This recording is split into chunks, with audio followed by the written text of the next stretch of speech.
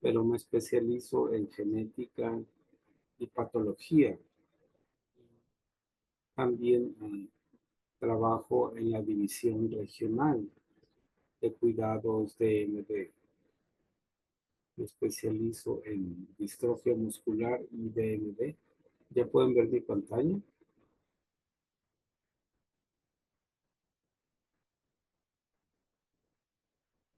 Gracias. Esta es una experiencia de 15 años trabajando en Egipto. También he trabajado en el centro de distrofia muscular en Irak. Voy a hablar un poco de este desorden muscular, eh, que es una distrofia que se produce por mutación del gen de distrofina que resulta en una función insuficiente de distrofina. Y tenemos más o menos 7.7 casos por cada 100,000 habitantes. Y hay un daño progresivo muscular y una degeneración muscular eh, que eventualmente causa pérdida de movilidad, problemas respiratorios. Esta es la proteína distrofina que ayuda a la estabilidad del músculo. Y cuando le explicamos a los pacientes o a la familia, les mostramos que la distrofina es como un pilar que le da estabilidad entre la conexión de la matriz extracelular y los filamentos de actina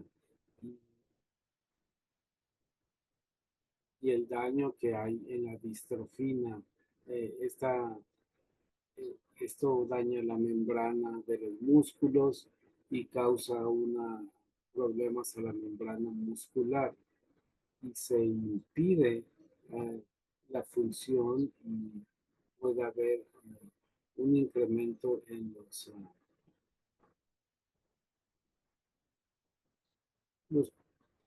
el protocolo de cuidados internacional de pacientes de MD fue actualizado en el 2010, 2018 eh, y lo estamos implementando con pacientes de MD, porque en esta parte del mundo no tenemos acceso a terapias genéticas. Muy pocos pacientes tienen acceso a terapia genética. Y los estándares de cuidados para los pacientes no están muy desarrollados en toda la región de Egipto. Y los estándares de cuidado, eh, tenemos que adaptarnos. No podemos otorgar los cuidados que quisiéramos a los pacientes.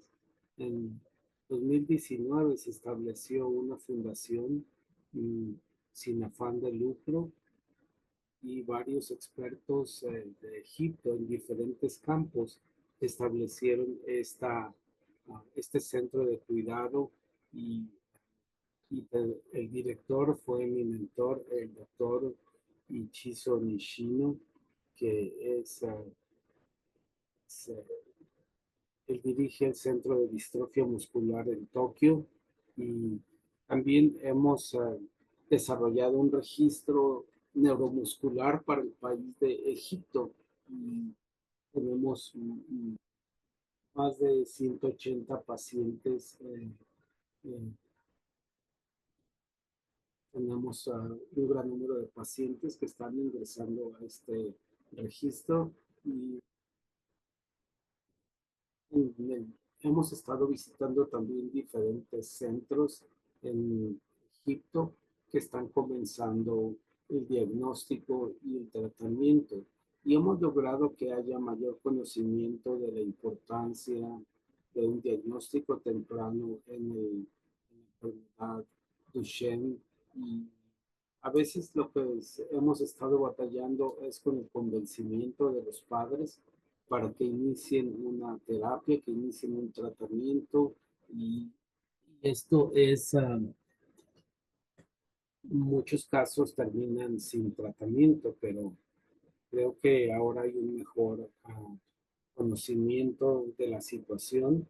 Los pacientes están más propensos y están buscando el diagnóstico y en Egipto hay una gran población y es más frecuente que haya un familiar que haya tenido síntomas ah, similares o haya tenido problemas respiratorios o incluso que haya habido una fatalidad. Esto ha ayudado a que las personas sean conscientes y busquen a un especialista. Los, tenemos pacientes que vemos en diferentes etapas. Quiero compartir con ustedes este paciente que vino cuando tenía 4 años y la madre pensó que no corría bien, aunque sí podía correr, era un niño muy inteligente y estaba muy contento de ir con un médico y vimos que brincaba en la cama, pero a los 7 años la madre detuvo el tratamiento de esteroides y empezamos a ver que había efectos colaterales y empezó a haber mucha presión social en relación al medicamento y empezamos a ver que hubo muchas contracturas y empezó lo bueno es que pudo regresar a su programa de tratamiento. Él sigue siendo ambulatorio, sigue teniendo movilidad. El problema que tenía es que caminaba mucho de puntas y empezó a tener contracturas. Y este paciente que vimos en Irak es un paciente de 10 años y nunca ha ido a una clínica de ND, ni siquiera lo ha atendido un neurólogo. Estamos viendo los problemas principales y nos damos cuenta que tanto en Egipto como en Irak hay mucha precariedad de recursos para atender esto. Y vemos muchos niños que tienen problemas para caminar y estamos tratando de alertar a los padres sobre la necesidad de tratamiento. Y lo que hacemos es cuando tenemos un paciente que probablemente tiene un problema, hacemos una valoración neuromuscular y después hacemos un análisis a nivel de suero y tenemos la asesoría del centro en Tokio y hacemos una revisión a nivel CK, hacemos una ecocardiografía para tratar, incluso antes de establecer el diagnóstico. Y en caso de, tuvimos un paciente, perdimos un paciente porque tuvo un problema cardíaco asociado con su distrofia. También tenemos un laboratorio que realiza todo el espectro de pruebas y hacemos pruebas, coordinamos que se puedan hacer pruebas genéticas. También, obviamente, los remitimos a laboratorios a otros países. No podemos hacer este análisis completo en Egipto y se trata de un análisis muy caro y además es muy tardado el proceso del seguro de gastos médicos. Eh, que no está disponible para muchas familias. En el caso de Miocuidados, colaboramos con el NCNP, que nos ayuda con las pruebas. En los últimos 10 años nos han ayudado con las pruebas, pero estamos buscando una manera de hacerlo localmente. Cuando tenemos un caso sospechoso, eh, buscamos si hay algún pariente que tenga algún desarrollo similar de alguna enfermedad. Cuando encontramos problemas de personas que tienen problemas para caminar o que tienen una caminata tardía, empezamos a verificar si hay algún deterioro motriz después del desarrollo normal. Es decir, si después de unas pruebas de laboratorio normales o si experimentan fiebre o si tienen problemas con las enzimas del hígado. Pero ahora la mayoría de los pediatras, cuando ven problemas específicos para distrofia muscular, ellos acuden, ellos remiten al paciente con el neurólogo. Algunos de los síntomas no motrices que a veces se pasan por alto son las cuestiones de conducta, eh, el trazo cognitivo. También es importante identificar cuál es la edad de la primera visita al médico. Eh, a veces puede ser una visita accidental por otra enfermedad. Eh, es importante, a veces detectamos en esa visita accidental, eh, podemos ver que hay retraso motriz, es decir, un niño que no camina después de 16 o 18 años, o cuando hay alguna regresión motriz después de los 3 años. En los últimos par de años, algunos centros proporcionan un cuidado multidisciplinario para los pacientes, especialmente en los hospitales de las universidades. Eh, Tenemos varios servicios disponibles. Obviamente ningún centro tiene todos los servicios disponibles, pero tenemos especialistas para desorden muscular en algunos centros y a veces echamos manos de cardiólogos, neurólogos para asistirnos, y especialmente en pacientes que viven lejos de los centros. Hay pacientes que tienen que viajar largas distancias y hay muchas complicaciones con el transporte para que los pacientes lleguen a estos centros que tienen especialidad de trastornos musculares. Para mí la primera visita es muy importante. Una vez establecido el diagnóstico, vemos que las familias se enojan, se frustran, no entienden la necesidad de la terapia, aunque hay familias que están muy entusiastas de participar en pruebas médicas, están en continua comunicación y buscan la manera de enviar a sus hijos a cualquier país que pueda hacer una prueba médica o un estudio médico y están consultando. Hay muchos grupos de WhatsApp para pacientes y familiares y también hay también familias que, aunque ya no tengan a su paciente, están ayudando a otras familias en foros y ofrecen consultoría a otras familias y apoyan a la familia. Eh, y esto es algo sencillo que estamos haciendo para traer conciencia sobre la enfermedad. Hemos hecho un diagrama de distrofia genética para ayudarles a entender cómo es necesario un plan de cuidados multidisciplinario y dependiendo de... También otorgamos apoyo psicológico y planeación en múltiples disciplinas. También tenemos que darle continuidad a algunos aspectos del seguimiento, como el DMD es una condición que progresiva. Necesitamos un seguimiento continuo.